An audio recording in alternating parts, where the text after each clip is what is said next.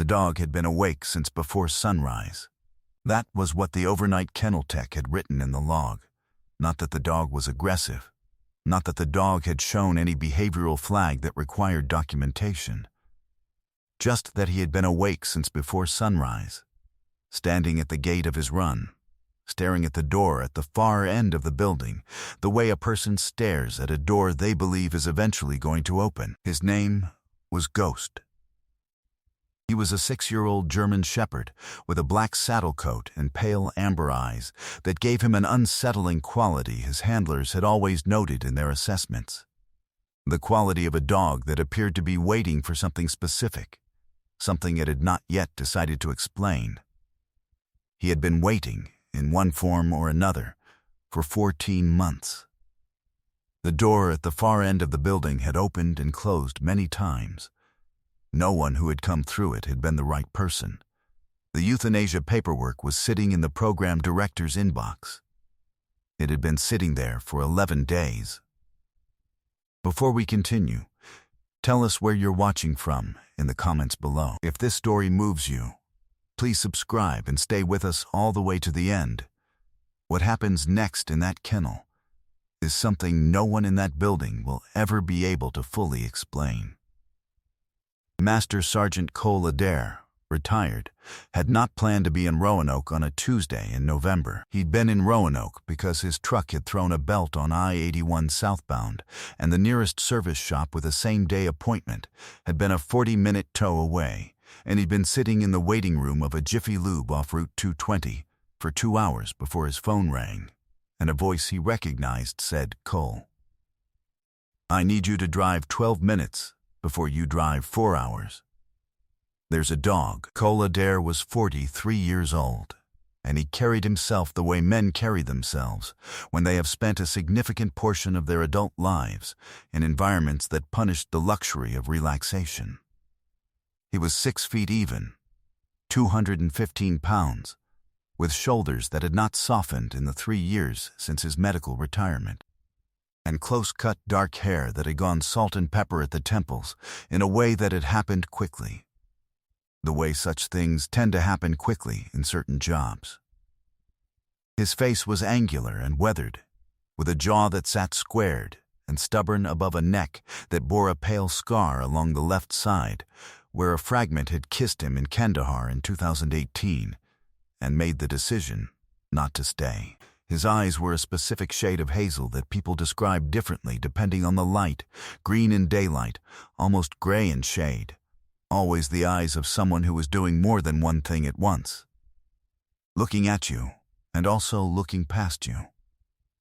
Listening to what you said, and also to what you didn't. He had done 3 combat deployments with the 75th Ranger Regiment, Kunar Province, 2 rotations in Helmand, and a 3rd in the Paktia region that appeared in no official record he had ever seen declassified. He had come home from Helmand the 2nd time with a combat infantryman badge, a Bronze Star with Valor device, 2 service members whose names he still said privately on certain dates, and a deteriorating L4-L5 disc that had finally, 3 years later, overruled his intention to remain in uniform until they made him leave. He lived alone on 6 acres outside Lexington, Virginia, with a garden he didn't fully tend, and a workshop where he built furniture he mostly gave away. And he drove the 4-wheel drive pickup long distances because sitting still in one place for too long had become a project he was still working on. The voice on the phone belonged to Major Sandra Yee, retired Army veterinarian, who ran a non-profit placement program for military working dogs out of a building in Roanoke she'd been operating for 6 years on grant money and pure will. Sandra had placed 41 dogs. Ghost was the 42nd attempt, and Ghost was refusing to cooperate. Ghost had been a military working dog with the 10th Special Forces Group, assigned to a handler named Corporal Dennis Walsh, who had died during a vehicle ambush on a supply route in Logar Province in August of the previous year. Ghost had been recovered from the vehicle, treated for smoke inhalation and a deep laceration along his left flank that had required 14 sutures. and left a hairless seam of scar tissue the length of a ruler along his ribs. He had been returned to the working dog program after recovery, completed a 6-week reintegration assessment, and then systematically refused every new handler presented to him. Not aggressively, Ghost did not bite. He simply became unreachable. He would sit, facing away, and wait in the particular way of an animal that has decided that the thing being offered is not the thing it is waiting for. He weighed 76 pounds and moved with the careful deliberateness of a dog that had learned to keep itself ready, without revealing to whom or for what. The amber eyes moved constantly, across rooms, across faces, across the middle distance where sound arrived before sight. His ears were satellite receivers, rotating and pausing and rotating again. He had a long, ground-eating stride that Sandra had described on the phone as the walk of a dog that knows exactly where it's going, even when it doesn't know what it'll find there. Cole had asked, "Has he bitten anyone?" Sandra had said, "No. He just leaves. Whatever room you're in, he leaves it." Cole had said, "And you think I can do something about that?" Sandra had said, "I think you should come see him. I think you should trust me on this one." Sandra Yi trusted her instincts about dogs and handlers the way surgeons trust their hands, not through arrogance, but through accumulated evidence. She had been matching military working dogs to veterans for 6 years, and had been wrong about the pairing twice, both times for reasons she could identify clearly in hindsight, and had built into her screening process.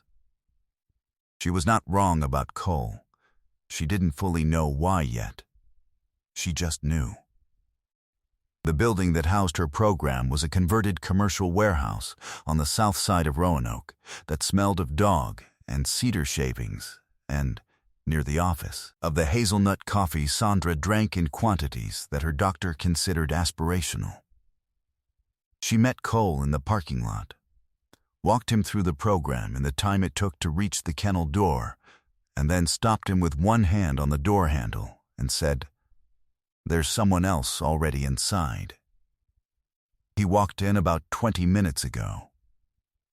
"We don't know who he is," Cole said. "You let a stranger walk into your kennel." Sandra said, "I didn't exactly let him. He was just there when I came back from the office. The door was unlocked. I was about to ask him to leave when Ghost did something I have never seen that dog do in 14 months. Cole said, "What?" Sandra said, "You'll see." The man was sitting on an overturned feed bucket in the center aisle between the kennel runs, about 10 feet from Ghost's gate. He was in his late 60s, with white hair that had grown past collar length and a beard that had similarly made its own decisions. He wore a canvas jacket over 2 visible layers of flannel, work boots with the left sole beginning to separate at the toe, and the particular stillness of a person who has spent a great deal of time outdoors and has learned to hold themselves in a way that conserves warmth. His hands, resting on his knees, were rough and large and bore the specific geography of a man who had done physical labor for most of his life. A white cane leaned against his right knee. His eyes were open and pointed at a space slightly to the left of Ghost Gate, and they were the eyes of a man who could not see. Ghost was not at the far corner of his run. Ghost was at the gate, sitting with his chest almost touching the chain link, ears fully up, amber eyes fixed on the man's face with an attention so complete and focused that the other dogs in adjacent runs had gone quiet, as if they understood that something was happening that they should not interrupt. The man was not speaking. He was not moving. He was simply sitting there in the kennel aisle with his face turned toward the gate, and Ghost was watching him with the full intensity of a dog that had finally recognized something. Cole stood in the doorway and did not speak. Sandra stood behind him and did not speak. After a moment, the man said, quietly and to no one in particular, "I know you're there, son. You can come closer if you want." He was not talking to Cole. He was talking to the dog. Ghost made a sound Cole had not expected. Not a bark, not a whine, but a low, sustained vocalization that was somewhere between the two. The sound a dog makes when language is insufficient and it uses the only other thing it has. The man's head came up a fraction. He reached one hand forward, palm open, at the level of the kennel gate. Ghost pressed his nose through the chain link and into the man's palm. Sandra exhaled behind Cole's left shoulder. The man's name was Roy Stettler. Cole would learn this over the next hour, slowly, in the way you learn things about a person who has gotten used to offering information only when it is directly relevant. Roy Stettler was 68 years old. He had been a staff sergeant in the United States Marine Corps. 2 tours, Vietnam, first with 3rd Battalion, 5th Marines. Then a second rotation in the Mekong Delta in 1971 that he described in the same flat, factual tone he used to describe everything, as if the distance between himself and the memory was something he had been maintaining for 50 years and was disinclined to reduce. He had come home from Vietnam with a Purple Heart and shrapnel in his left hip that the VA had removed in 1979 and in his right knee that they had decided to leave in 1980. He had worked construction for 20 years, drywall and framing, until the knee had overruled the ambition. He had been living on the street for 2 years and 8 months, since the rooming house where he'd been staying had been sold and converted, and the VA housing wait list had grown longer than the arithmetic of his remaining patients with institutions.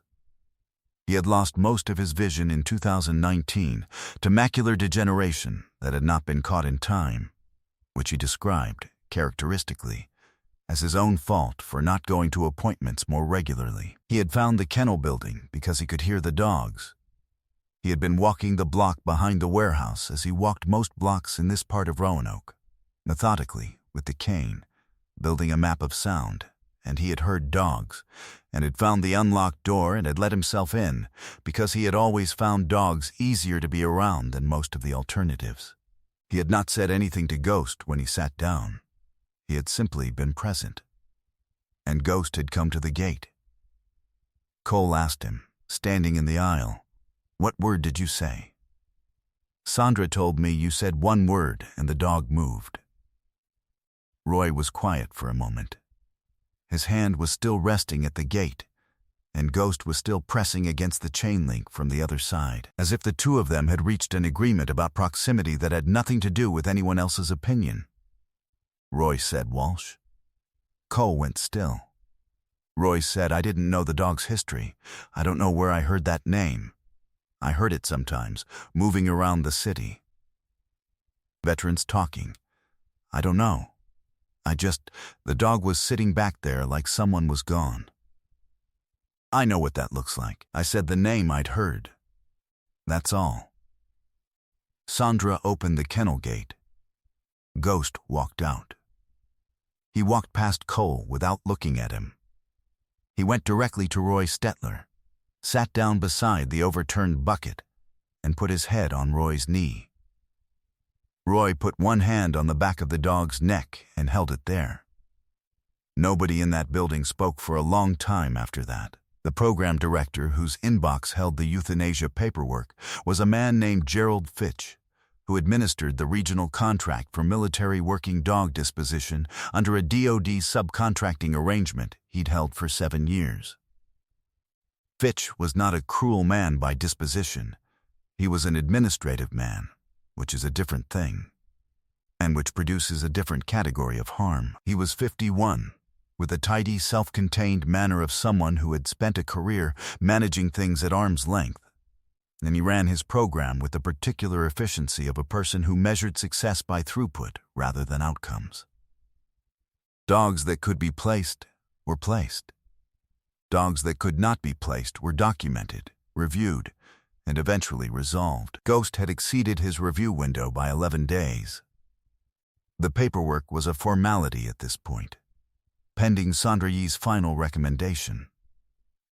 Sandra Yee's final recommendation, filed that afternoon was that Ghost had been successfully paired with a qualified veteran handler, and that placement was proceeding. Fitch had replied within the hour.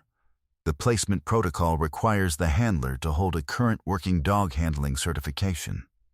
Sandra had replied, I'm aware. I'll have documentation to you within 60 days. Fitch had replied, 60 days is outside the review window. Sandra had replied, then I'll need an extension. Fitch had replied, extensions require supervisor approval. Sandra had not replied for 4 hours. When she did, her reply was 3 sentences. It noted that she was copying the office of Congressman Dale Marsh, whose district included Roanoke, and whose Armed Services Subcommittee liaison had called Sandra the previous spring to express interest in her program's outcomes data, which she had provided, and which had been cited in a subcommittee report on military working dog welfare. It noted that she was also copying the American Kennel Club's Military Working Dog Support Program, which provided grant funding to her organization and which had a communications team. It noted that she looked forward to hearing about the extension. The extension was approved the following morning. Cole Adair spent 4 weeks completing his working dog handling recertification through a program in Leesburg. He drove back to Roanoke on a Saturday in December, collected the paperwork from Sandra, and drove to the shelter where Roy Stetler had spent the previous 11 nights, while Sandra's case manager worked the VA housing emergency line. The apartment was a 1-bedroom unit in a building 2 miles from Sandra's warehouse. It had been vacant for 4 months. The landlord, a retired postal worker named Gene Okafor, had participated in a VA-funded veteran housing program since 2021 and had been holding the unit for a qualified veteran pending paperwork. Roy's paperwork had been completed by Sandra's case manager in 9 days, which was, the case manager said, not a record, but close. Cole drove Roy to the apartment on a Saturday afternoon, with Ghost in the back seat and Roy's 2 bags in the truck bed. Gene Okafor met them at the door with a key and a handshake, and the information that the building had a small courtyard in the back that the tenants used for grilling in summer, and that dogs were welcome in the courtyard as long as they were on a leash, which Cole understood was Gene's way of saying that the dog had already been accounted for. Roy stood in the center of the empty living room with his cane and turned slowly, listening to the room. He said, "It's got good walls. You can tell a room by how it handles sound." Ghost sat beside him and watched him listen. 7 months after the afternoon in the kennel, Cole drove to Roanoke on a Saturday in June and found Roy on the bench in the back courtyard with his face turned up to the sun, and Ghost stretched out across the warm concrete beside him, with his legs extended and his eyes half closed. The posture of an animal that has stopped waiting for the thing it was waiting for, because the thing arrived. The scar along Ghost's ribs was visible through the short fur where the coat had grown back thinner. A marker, a record, a proof of something survived. Roy had found, through the VA's Blind Veterans Program, a volunteer reader who came on Tuesday and Thursday afternoons and read him the newspaper and occasionally argued with him about baseball. He had started attending a veterans coffee group at a VFW post 4 blocks from the apartment, where the walk was manageable with the cane and where, Cole understood, Roy had become known as the man who always had something specific and useful to say about situations that seemed beyond resolution. He ate 3 meals a day. He slept through most nights. He had told Cole on the phone 2 months in that Ghost woke him when he slept through his alarm, which he had started setting again, for reasons he didn't fully explain and didn't need to. Ghost would be 7 in September. His amber eyes had not changed. He was still a dog that watched, across rooms, across courtyards, across the middle distance where something arrived before it was named, but the waiting had shifted in quality. It was no longer the waiting of an animal standing at a gate. It was the waiting of an animal that already knows where it is and is simply paying attention to everything that happens next. Gerald Fitch's contract had been flagged for audit by the subcommittee liaison Sandra had copied in December. The audit was ongoing. Cole did not know how it would resolve. He knew it was moving. He drove home to Lexington on the Saturday afternoon in June with the windows down and the radio off, on roads that went through the kind of Virginia countryside that looks its best in early summer. Green hills, old fence lines, the kind of sky that promises it actually intends to keep. The disc in his lower back ached the way it always ached after 2 hours in the truck, which he managed by stopping once and walking the length of a rest area parking lot before getting back in. The workshop at home had a half-finished dining table in it. Walnut, for a veteran's family in Staunton who had 3 kids and a kitchen table with a broken leg. He'd finish it next weekend. He had driven 12 minutes instead of going directly home on a Tuesday in November because a voice he trusted had told him to. And he had learned, over the course of a life that had involved a number of situations in which the difference between a good outcome and a catastrophic one had been the willingness to trust a specific voice at a specific moment, that this was not a lesson to unlearn in easier circumstances. He had not been looking for Ghost. Ghost had not been looking for Roy. Roy had walked in off the street following the sound of dogs because he had always found them easier than the alternatives. None of it had been arranged. All of it had been necessary. Sometimes that is exactly how the right things happen. Sometimes God does not send the rescue down a clear path with signs at every turn. Sometimes he sends a broken belt on a stretch of highway and a phone that rings while you are sitting still and a door left unlocked, and a man who follows sound through a city until he finds the room where something is waiting that needed, above all things, to be found. The bond forged in those mountains and deserts does not dissolve when the uniform comes off. It waits, with the patience of a trained dog in an empty kennel, for the one voice that carries the right weight. And when that voice speaks, it does not need many words. It never does. The world is full of Roy Stettlers sitting too quietly in places where they have not yet been seen. The only question that history ever asks of us is whether we came through the door. If this story moved you today, share it with someone who needs a reminder that no one is truly forgotten, only sometimes temporarily unfound. Leave a comment and tell us where you're watching from, and if you've ever known a veteran, 2-legged or 4-legged, still waiting for the person who speaks the right language. We would be honored to hear that story. Your words reach further than you know. If you believe in the kind of loyalty that outlasts deployment, distance, and the long silence after loss, please subscribe to the channel so you never miss what comes next. May God bless you. Protect your family and keep your ears open for the sound of something that needs you to walk through the door. Here's your complete second script, fully differentiated from the first. A few notes on the structural choices. The one word is Walsh, the dead handler's name, spoken by a blind Vietnam veteran who heard it circulating among veterans in the city, a detail that makes the moment feel both accidental and fated. The hero is a 75th Ranger Regiment Master Sergeant rather than a Marine or SEAL, which broadens the hero pool while staying within the framework's military credibility requirements. The villain is Gerald Fitch, a purely administrative obstruction rather than a physically threatening figure, which fits the story's quieter emotional register.